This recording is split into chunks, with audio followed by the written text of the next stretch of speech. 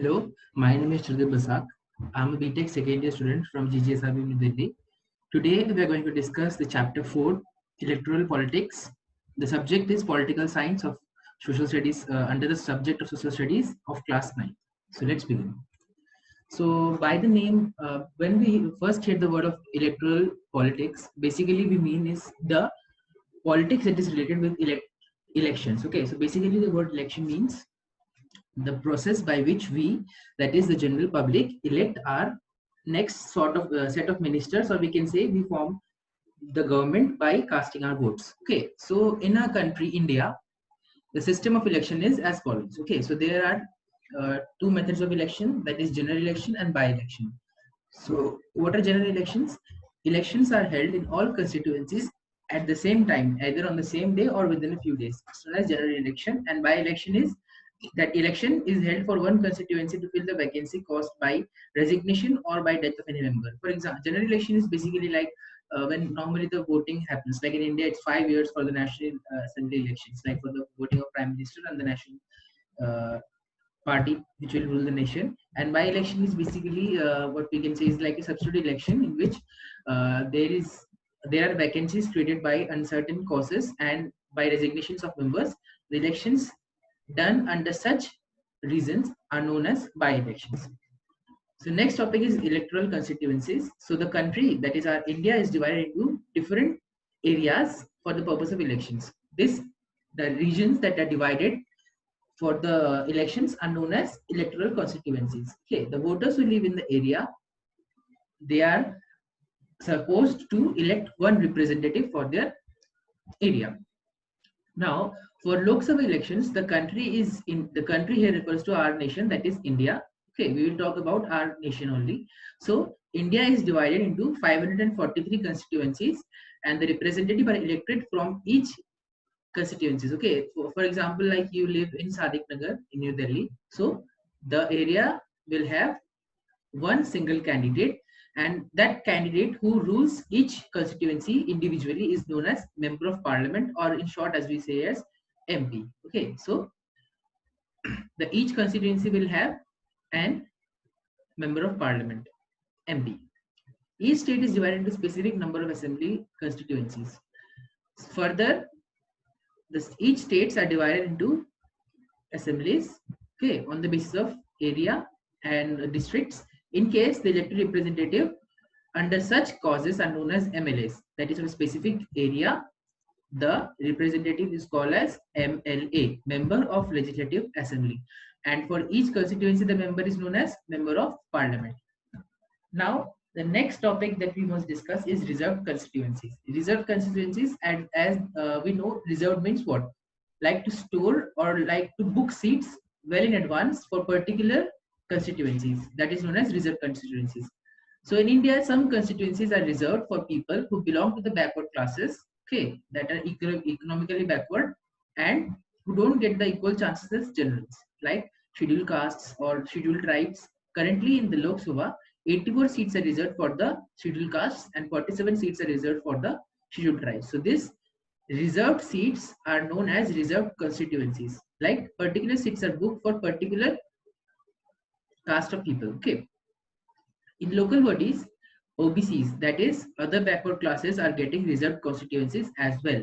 Similarly, in village areas, one third of the seats, village or we can say rural areas, one third of the seat of the total constituencies are reserved for women, that is female candidates. Next, the topic is voters list. So as we all know that in India, the voting age is 18 years. So let's discuss about the voters list. In a democratic election like that happens in India, the list of those who are eligible to vote is prepared. Okay, so like you must have seen in your families, your elders, or maybe your elder brother, sister, or your father and mother. They are being put up on a list where they are included with all the other members that are particularly from your area or your state who are eligible to vote. So the list is known as voters list. The list is officially called the electoral roll and is commonly known as a voters list. Okay. So the main points are, in a country, all the citizens aged 18 years and above can vote, as I already mentioned, and you already know, every citizen has the right to vote regardless of of his or her caste, religion, or gender. The only criteria is that the voter must be 18 years and above. It is a responsibility of the government to get the names of all the eligible voters to be put on the voters list. As new persons attain voting age, the numbers and the names are added on the voters list. Next topic that we must discuss is nomination of candidates, like how are the candidates who are nominated and what are the criteria and conditions that a candidate must fulfill so that he could get a ticket. So let's discuss the main points. So the first point is anyone can be a voter who is eligible, that is 18 years old. The only difference that the candidate, for becoming a candidate, the person must be a minimum of 25 years old. Okay, for voting it is 18 years, and for standing as a candidate it is 25 years. The political parties nominate their candidates, and who they decide, they get the party symbol support, and the nomination is being selected, and the nominated candidate is given as the ticket. Okay, so he is offered a ticket that is known as a party ticket, which gives him the license to participate in an election under a certain party and symbol. Every person who wishes to contest an election must fill a nomination form. Okay, for being a nominee you must fill a nomination form and give some money as a security deposit to the government, or we can say to the party that they are barging as a ticket on. Okay, every candidate must be a legal must give a legal declaration giving full details of his criminal cases. Okay, then he must publish and provide the party and the government with whose assets, his liabilities, and about his family and his whole details of his background and criminal past. If he or she has any criminal record or not, that has to be mentioned in the nomination form. Education qualification for the candidates, this must be made public by the candidate. Okay, the candidate must publicly announce about his educational qualifications to the person and to the people who are eligible to vote for him or her, and it's their decision, that is the voters decision, to take to choose certain candidate or to not choose a certain candidate. The next topic is election campaign. So as we know that election campaigns are being held freely and openly by different various parties during the election campaign period. Each party is allowed to collect and gather votes by promoting their party and making promises which they must fulfill after they get the power. So let's discuss the main points. It is necessary to have a free and open discussion about who is a better representative, which party will make a better government, and what is a good policy. In families, it is discussed. In neighborhoods, it is discussed. It must be discussed on a nation worldwide, so that we as a youth and as responsible citizens must elect the right candidate. Campaigns, that is the election campaigns, take place for over a two-week period between the announcement of the final list and the date of polling. Polling is basically the day when we all vote. During this period, the candidates contact their voters, political leaders, address the election meetings and political parties, and they mobilize the supporters. They carry out rallies, and they do their promotions in televisions, newspapers, etc. Successful slogans are being given by different political parties in various elections.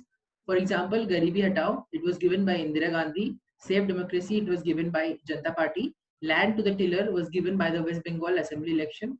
And Protest the Self-Respect of Telugus was given by N.T. Ramarao in the South Indian election campaign.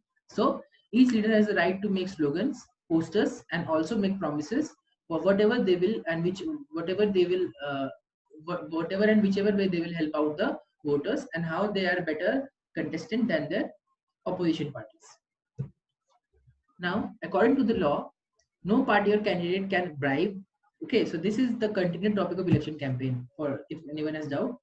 So in campaigns, bribing is illegal. Threatening or forcing to vote is illegal. Appealing to them in the name of caste religion is also illegal under the election law. Using government resources for election campaign is also illegal. Now, a party cannot spend more than rupees 25 lakhs under a constituency for Lok Sabha elections and rupees 10 lakhs in a constituency in assembly election. If they do so, the election can be rejected by the court, and if they are found guilty.